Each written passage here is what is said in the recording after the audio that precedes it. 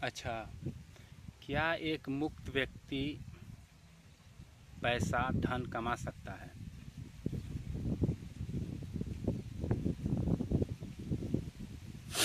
क्या एक मुक्त व्यक्ति के पास, जो मुक्त दिखता है, जो मुक्त होता है,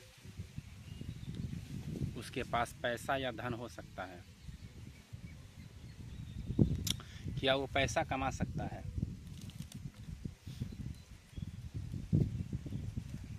जो एक मुक्त है, जो स्वयं को मुक्त बोलता है या मुक्त देखता है या मुक्त जानता है या मुक्त कहता है या लोग जिसे मुक्त समझते हैं, जो कुछ भी हो, क्या ये सांसारिक वस्तुओं को इकट्ठा कर सकते हैं या करते हैं? देखो, ये प्रश्न ही फालतू है, क्योंकि किसी ने न देखा है मुक्त पुरुषों को और न मुक्त पुरुष को कोई जानता है।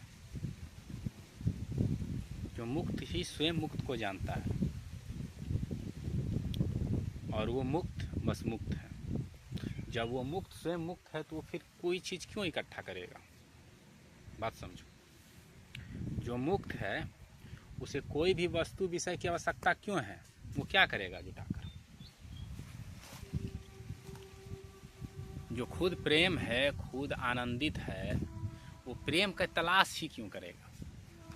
समझो। जो प्रेमी है, जो खुद को प्रेमी बोलता है, वो प्रेम की तलाश कर सकता है प्रेम के लिए, लेकिन जो खुद ही प्रेम है वो क्यों प्रेम की तलाश करेगा? है ना? जो मुक्त है समस्त चीज़ों से, समस्त विषयों से, समस्त बंधनों से, वो किसी भी भोग विषय की तलाश क्यों करेगा? उसे ज़रूरत इसकी क्या है? समझे कि नहीं? तो क्या मुक्त पुरुषों के पास संपत्ति होना, ऐश्वर्य होना, ठाट बाट होना ठीक है? होना चाहिए कि या वे मुक्ति के रूप में अपना ढोंग दिखा रहे हैं और संसार के सामने अपनी प्रस्तुति रख रहे हैं कि मैं मुक्त हूँ, और एक से एक तर्क उदाहरण देने का प्रयत्न कर रहे हैं, क्योंकि सामने बहुत सारे बेवकूफ़ बैठे हुए हैं। समझो बात? बेवकूफ़ों को बेवकूफ़ बनाना क्या कहलाता है? झिंगुर के बीच में टिड्ढा, माने बहुत सारे के बीच में अगर थोड़ा बड़ा हो जाता है तो उसे नहीं पकड़ पाते हैं लोग। तो एक मुक्त पुरुष को किसी भी प्रकार की कोई भी संपत्ति की ज़रूरत होती ही नहीं है। तो क्या ऐसे लोगों के पास, मुक्त पुरुषों के पास कोई संपत्ति नहीं हो सकती है? ये भी नहीं कहा जा सकता ना। ये मुक्त पुरुष जो होते हैं सहज होते हैं, उनका कर्म सहज होता है। ऐसा बात नहीं कि उन्हें धन से, पैसे से, प्रतिष्ठा से नफरत है, लेकिन वे कभी कोशिश नहीं करते। कोशिश कौन करता है? जिसे कुछ चाहिए। और चाहिए किसे? जो बंधन में है, अच्छा खराब इस भ्रांतियाँ में फंसा हुआ है। तो मुक्त पुरुष के कर्म सहज होते हैं। हाँ, उस सहजता के माध्यम से कुछ जीवन में आ जाए तो ठीक है, नहीं तो भी ठीक है, क्योंकि कुछ भी है ही नहीं, सिर्फ मुक्ति ही है, सिर्फ सत्य ही है। इस संसार में मुक्ति के और सत्य के अलावा कुछ है ही नहीं। समझे कि नहीं? इस संसार में, सृष्टि में सत्य और मुक्ति के अलावा और उस प्रेम के अलावा और उस लय के अलावा कुछ है ही नहीं, और उस खूबसूरती के अलावा। तो फिर एक्स्ट्रा क्या कल्पना करेगा वो? हाँ, सहज हो सकता है, सहज हो सकता है। समझे कि नहीं? सहज उसके पास हो सकता है। मुक्त पुरुष एक भिखारी भी हो सकता है, जिसके पास एक लोटा तक न हो, एक पैंट तक न हो। समझे? और मुक्त पुरुष एक वो राजा महाराजा, इस संसार का सबसे अमीर व्यक्ति और धनी व्यक्ति भी हो सकता है, लेकिन अधिकांशतः ऐसा होता नहीं है। समझे? हजारों में से कुछ लोग ऐसे होते हैं जिनके पास इतने सारे संपत्ति, धन दौलत होता है मुक्त पुरुषों के पास। बाकी बात ये जो तुमने सुना है ना कि अगर तुम मुक्त हो तो सारे संपत्ति, दौलत या धन दौलत तुम्हारे पास आ सकते हैं। अगर तुमने ऐसा कहीं सुना है कि तुमने बकवास सुना है, ऐसा नहीं होता है, ऐसा नहीं होता है। हाँ, वे थोड़े ज्ञानी हो सकते हैं, जानकार हो सकते हैं, अपना भेजा फ्राई करके इधर उधर लगाकर एक से एक संसाधन जो इकट्ठा कर ले कर किए हो सकते हैं, लेकिन ऐसे मुक्त पुरुषों के पास कोई संपत्ति होती ही नहीं है। समझे कि नहीं? अगर होती भी है तो वो सहज होता है। वो कभी कोशिश नहीं किए थे कि मुझे ये मिल जाए, मुझे ये मिल जाए, इसकी वे कभी कोशिश नहीं किए थे। उन्हें सब कुछ सहज मिलता है।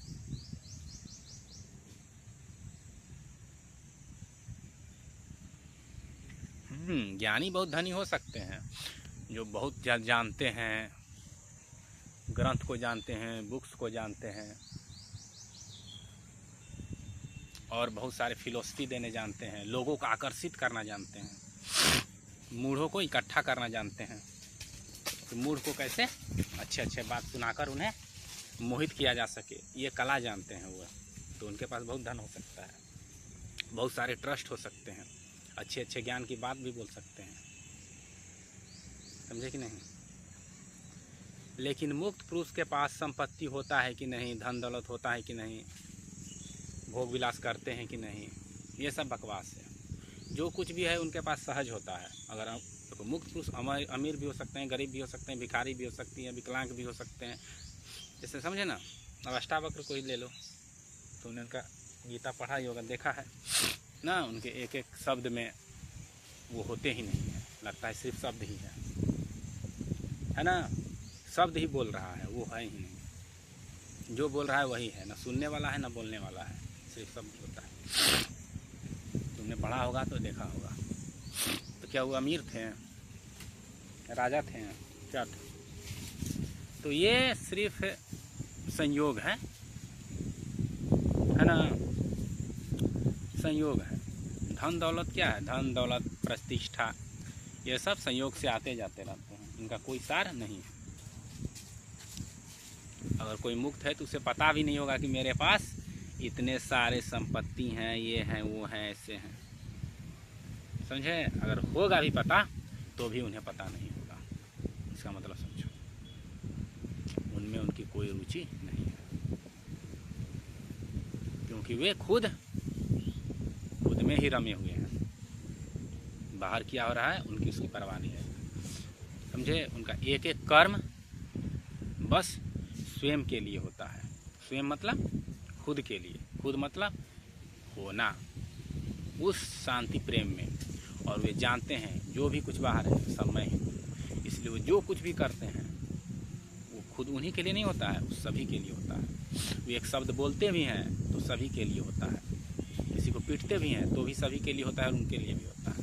वे अब स्वयं इकाई नहीं बन गए हैं, वे सब कुछ हो गए हैं। तो ऐसे व्यक्तियों को तुम किसी रूप में भी पा सकते हो। समझे कि नहीं?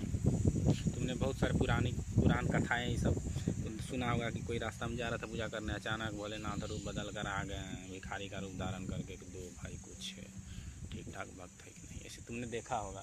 और भगवान परीक्षा लेते हैं और उसका गेम ओवर हो जाता है, बहुत सारे फेल हो जाते हैं और बहुत सारे पास हो जाते हैं ना, कि कितना उसकी निष्ठा है मुझ में, दूर भिखारी है कहाँ से आ गया। तो ऐसे जो मुक्त पुरुष हैं उनको, उनके पास क्या है क्या नहीं है ये कोई नहीं बता सकता, क्योंकि जो कुछ भी है उन्हीं का है। संसार में जो है भी नहीं सब उन्हीं का है, वे मस्त है ना।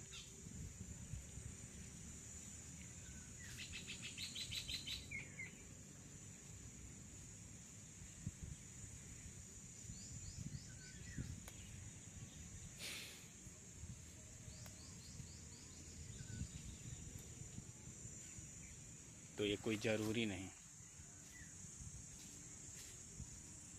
तो क्या मुक्त पुरुष को पैसा नहीं कमाना चाहिए? नहीं कमाते हैं, ये सबसे बड़ा सवाल हो सकता है कि धन दौलत पैसा इकट्ठा कर रहा हूँ तो क्या मुक्त नहीं हूँ, भोगी हूँ? देखो, ये तो वो व्यक्ति ही स्वयं जानता है, बाहर वाला क्या जानेगा। अगर उस व्यक्ति की अवस्था शून्य है, वो प्रेम में है और वो कर्म कर रहा है तो ठीक है, आ भी सकता है पैसे, धन दौलत, सुख, ऐश्वर्य, और नहीं भी आ सकता है। और वो इसके विषय में चिंतित नहीं है, वो बस सहज है। सहज मतलब वो सिर्फ होता है, कुछ करता नहीं है। प्रकृति अपना स्वयं कर्म करती है, वो सिर्फ होता है, दृष्टि देखता है सिर्फ। समझे कि नहीं? प्रकृति अपना स्वयं कर्म करती है, किसको कहाँ ले जाना है, किसको कहाँ उठाना है, किसको कहाँ बैठाना है। कोई किसी मुक्त को भिखारी बना दिया, किसी मुक्त को क्या बना दिया किसी मुक्त को राजा बना दिया। सब प्रकृति का खेल है। मुक्त पुरुष सिर्फ देखता है, सहज प्रेम में, ना किसी से दोस्ती, ना केहू से बैर, बस सिर्फ होता है और सब लीला में आनंदित होता है, कोई प्रयत्न नहीं करता। ये सभी कर्म प्रकृति के हैं, मुक्त पुरुष के नहीं। प्रकृति मुक्त पुरुष को मुक्त पुरुष के माध्यम से कुछ विशेष करवाना चाहती है तो करवा लेती है। ऐसे थोड़े है कि जितने मुक्त पुरुषों का हमने नाम सुना है उतने हुए हैं, बहुत सारे मुक्त पुरुष है ना, और हैं और निरंतर हो रहे हैं और निरंतर जा भी रहे हैं। जाएंगे कहाँ, बस तुम समझ चुके हो। तो ये कोई कंडीशन नहीं है कि मुक्त पुरुष को पैसा नहीं कमाना चाहिए, ये नहीं करना चाहिए, वो नहीं करना चाहिए। कुछ भी करने के लिए स्वतंत्र है, क्योंकि वो प्रकृति के गुणों से बंधे हुए नहीं।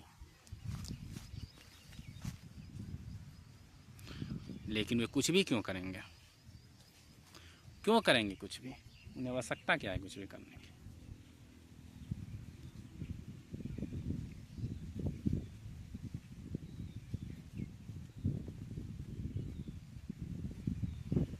राम ने, कृष्ण ने क्या क्या किया देखा तुमने?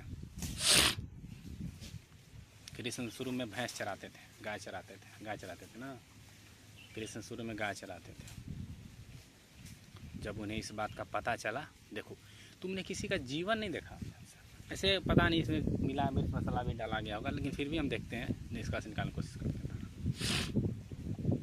जब कृष्ण भगवान का जन्म, वहाँ तक गाय गरू चराते थे, लेकिन जब बड़े हुए हैं ना तो शिक्षा के हिसाब से उन्हें शिक्षा भी मिला। उन्हें बाद में पता चला कि उनके माता पिता को किडनैप किया गया है, तो उसको बचाने के लिए गए। सहज कर्म है, वो राधा के लिए रुक नहीं गए।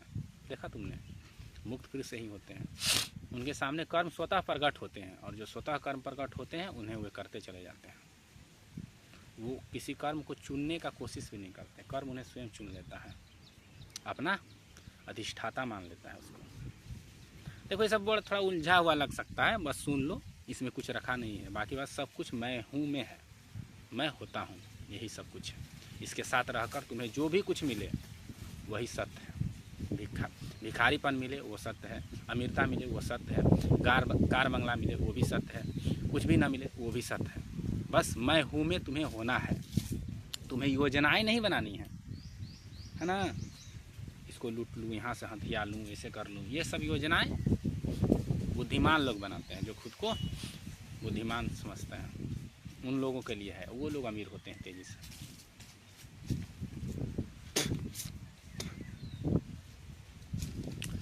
तो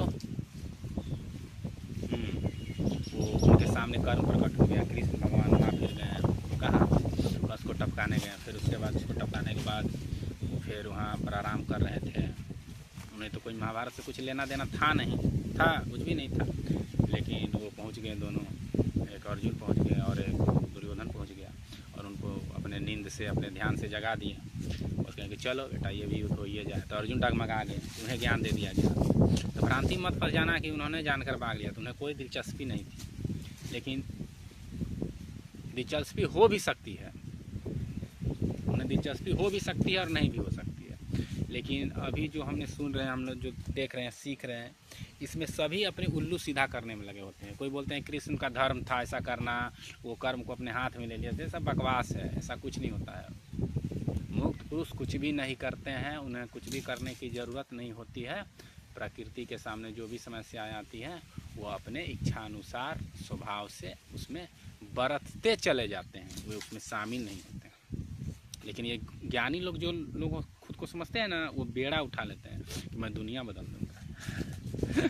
दुनिया नहीं बदलता है कभी, तुम बदल सकते हो, क्योंकि तुम ही बंधन में हो, बाकी बात सब कुछ मुक्त ही है। जो बंधन में है वो भी मुक्त है। तो कृष्ण भगवान को उठा के वहाँ से ले गए युद्ध करवाने के लिए। ठीक है, अर्जुन विलाप नहीं करते, का तुमको लगता है गीता दे देते? अब पहले ही फिक्स था, युद्ध होना था। ऐसा नहीं होता है, पहले से का फिक्स होगा। तुम अपना कॉमन सेंस नहीं लगा सकते। देख लो, भगवान ने अगर समस्याएं दी है तो तुम्हारे पास दिमाग भी दिया है उसको समझने के लिए, लेकिन तुम बस अपने स्वार्थ का उल्लू सीधा बंद करो। उनके सामने अर्जुन गिड़गिड़ाने लगा कि अब क्या होगा प्रभु, मैं तो नहीं लड़ सकता। तब प्रभु ने उन्हें समझाया, देखो अर्थों को भी तोड़ मरोड़ दिया गया है वर्तमान में, लेकिन कुछ भी हो बस तुम्हें मैं में ही रहना है, उसके अलावा कुछ भी सच्चाई नहीं। वहाँ रहकर तुम कुछ भी करो सत्य है, चोरी भी करो, चोरी तुम करोगे ही नहीं, क्योंकि जब मैं है वहाँ कुछ है ही नहीं, जब तुम ही हो, शांति है, परम आनंद है, तो चोरी करने जैसा कुछ विकल्प ही नहीं आता। अगर चोरी करने का विकल्प आता है तो तुम वो है ही नहीं, तुम चोर ही हो, समझे। तो उन्होंने विकल्प चुना, फिर वो युद्ध में गए। वहाँ पर युद्ध लड़ाई हुआ, अर्जुन नहीं लड़ पा रहे हैं तो उन्होंने समझाया बुझाया, बताया कि देखो बच्चा ऐसा कुछ नहीं है जैसा तुम सोचते हो, और फिर उन्होंने युद्ध किया। वो किसी को ज्ञान देने के लिए नहीं गए थे, लेकिन तुम सोच सकते हो कि उन्होंने गीता ज्ञान दिया, ये दिया, वो दिया। वो ज्ञान प्रारंभ से ही था और अभी भी है और हमेशा रहेगा। ज्ञानी लोग जो उनसे थोड़ा मुक्त पुरुष जो परमात्मा होते हैं, सत्य होते हैं, वे थोड़ा प्रकट कर देते हैं, दिखा देते हैं। देख लो बाबू, सूरज इधर से उधर उगता है, जिसको तुम आग का गोला समझते हो, सूरज वो इधर से उगता है डूबता है, ऐसा है नहीं, है ना। बस बता देते हैं कि ऐसा नहीं है। वो ज्ञान कोई उपज नहीं है, वो सब वो समय से पहले भी था और अभी भी है, बस यही सच्चाई है, समझे। तो वो सहज कर्म कर रहे हैं, कभी भी वो जोर नहीं लगाए हैं कि मुझे ये करना है। उनके सामने सहज ही संकल्प विकल्प आते जाते हैं और वो कर्म करते चले जाते हैं, समझे। तो ऐसा कोई ज़रूरी नहीं कि मुक्त पुरुष भिखारी ही हो, अमीर ही हो और गरीब ही हो, कुछ भी हो सकता है।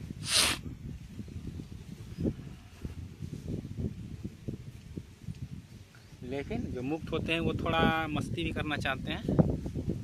आखिर मुक्त होने के लिए थोड़े यहाँ आए हैं, मुक्त करने होने के लिए आए हैं, मस्ती करते हैं। मस्ती भी करते हैं, थोड़ा माया में फंसते भी हैं और माया में रोते भी हैं। अब चलो आ जाओ राम। राम को देखा तुमने रो रहे थे, क्यों रो रहे थे? वो खेल रहे थे, वो रो नहीं रहे थे। तुम्हें दिख रहा था रो रहे थे, वो रो नहीं रहे थे, वो खेल रहे थे लीला में। वो लीला में देखा तुमने राम भगवान, और लास्ट में देखा ना तुमने किसके साथ किया होगा। लास्ट में आराम से मस्त हैं, जो भी उनके जीवन में हो रहा है, देखो किस तरह आ रहा है, किस तरह जा रहा है। वो कभी भी जोर ज़बरदस्ती क्यों नहीं करते हैं, क्यों नहीं करते हैं? क्योंकि वो कण कण में मौजूद है और सब कुछ उसमें है और सब कुछ मौन है और सब कुछ आनंद है। कहीं कुछ नहीं हो रहा है, सब कुछ शून्य है। जब तुम अहंकार से संचालित होते हो तभी तुम्हें ये सब बदलता हुआ ये सब प्रतीत होता है। तो इस तरह कृष्ण का तुमने जीवन देखा, अर्जुन का, ये सब देखते देखते लास्ट में कृष्ण मतलब समाधि में मस्त थे, समाधिष्ठ थे। उसी समय उनका ना शरीर के साथ देखा तुमने, तीर लग गया क्या, फिर उनकी वहीं मृत्यु हो गई। मृत्यु समझ गया क्या बोलना चाहता था, अब उसका गेम ओवर हो गया वहीं पर उनका। और फिर देख लो, तो इसी माध्यम से वो अपना ज्ञान देते चले गए, संपत्ति देते चले गए, संपत्ति हासिल करते चले गए, समय मिला ज्ञान भी दे दिए, सब कुछ करते चले गए सहज रूप से। इसी तरह राम के भी जीवन को तुम देख सकते हो, राम के जीवन को देख लो, उन्होंने क्या किया, सब कुछ सहज किया, कभी ज़बरदस्ती नहीं किया। बचपन में खेले कूदे बड़े हुए ना, है ना। फिर कहाँ पढ़ने के समय में अपना पढ़ाई पूरा किया, और फिर उसके बाद वो घर आए, पता चला कि पिता ने ले लिया है, तपस्या कर निकल गए हैं, तपस्या में का शपथ लिए हैं कि वहाँ वनवास जाना है। तो वनवास के लिए वहाँ पर निकल गए राम जी। अब वनवास में निकले, फिर उसके बाद वो वनवास में निकले, सहज निकले थे। उनके पास कोई इच्छा न थी, न जाने की भी इच्छा नहीं थी और जाने की भी इच्छा नहीं थी, बस सहज थे, वो स्वयं में ही थे। और जाना है कहाँ, सब कुछ तो ही है। तो फिर बन गए, जो भी चुनौतियाँ सामने आई उसको हासिल, उसको पार करते चले गए, है ना। जो भी मार्ग में रोक रहा था उन्हें वो ठीक करते चले गए। अंत में सीता से भी ना भेंट हुआ। उनके वैसा थोड़े बेचैन थे कि मुझको शादी करा दीजिए सीता से, मैं शादी करूँगा, ऐसा नहीं था उनके साथ। सहज रूप से सीता से विवाह हुआ, सहज रूप से मिलन भी हुआ और सहज रूप से बिछड़ भी गए। उन्हें कोई इसकी परवाह नहीं थी। हाँ, कभी कभी वो लीला में थे, ये सब लीला में ही कर्म चल रहा है बाबू, ध्यान रखो, ये सब लीला में ही चल रहा है, ये सब लीला है उनका, कृष्ण का, राम का। उन्हें कुछ भी करने की आवश्यकता नहीं थी, फिर भी वो करते हैं लोगों के कल्याण के लिए। चाहते तो कृष्ण बोल सकते थे कि पिताजी और माताजी की मुझे कोई परवाह नहीं है, लेकिन वो ऐसा नहीं करेंगे क्योंकि उन्हें सहज खेलना, प्रेम करने में बहुत मजा आता है। क्योंकि प्रकृति के वो गुलाम नहीं होते ना, समझो। प्रकृति उन्हें बांध नहीं सकती, वो प्रकृति के अधिष्ठाता होते हैं।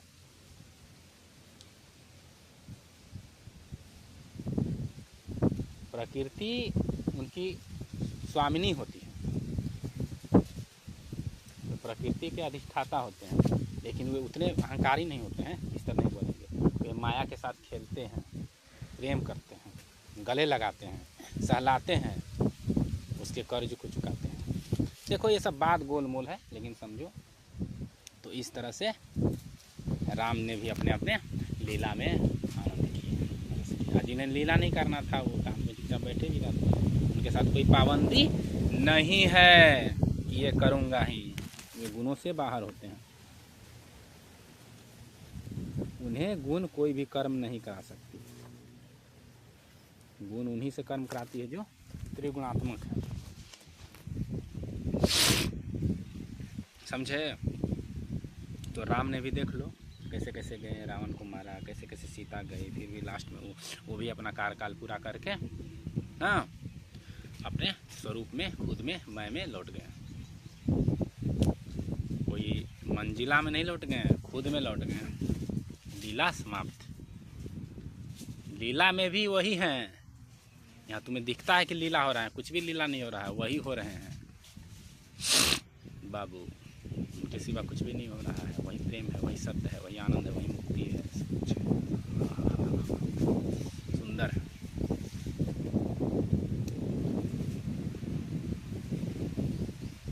बस ये वस्त्र है, जितने जीव हैं सभी के माध्यम से वो मैं खुद स्थित है, विराजमान है और सब कुछ स्वतः ही कार्यशील है ना।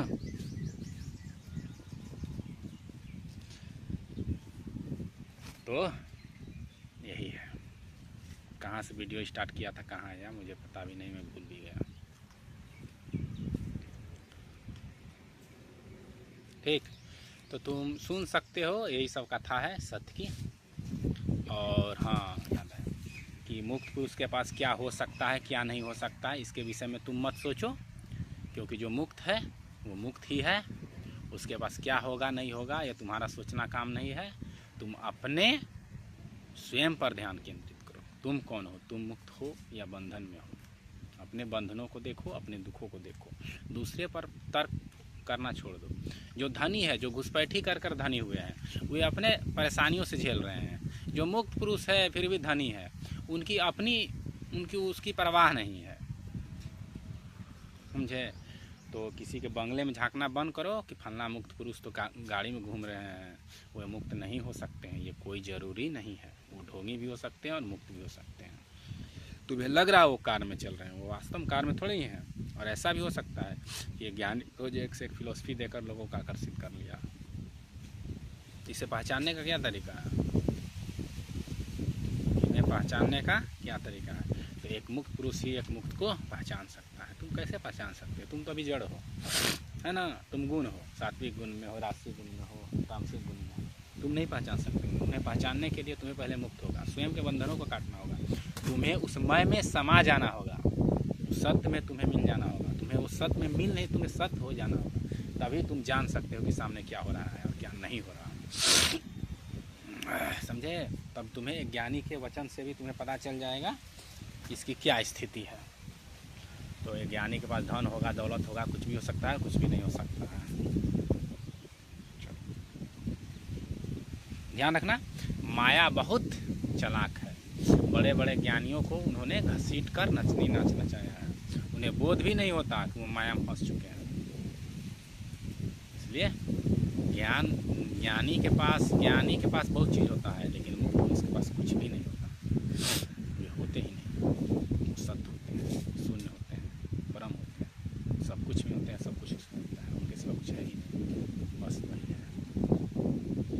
ये मनुष्य की चेतना की अंतिम उपलब्धि है, जहाँ तक वो सत्य हो सकता है। या इसके बाहर भी कुछ हो सकता है, वहाँ जब कुछ होता ही नहीं क्या हो।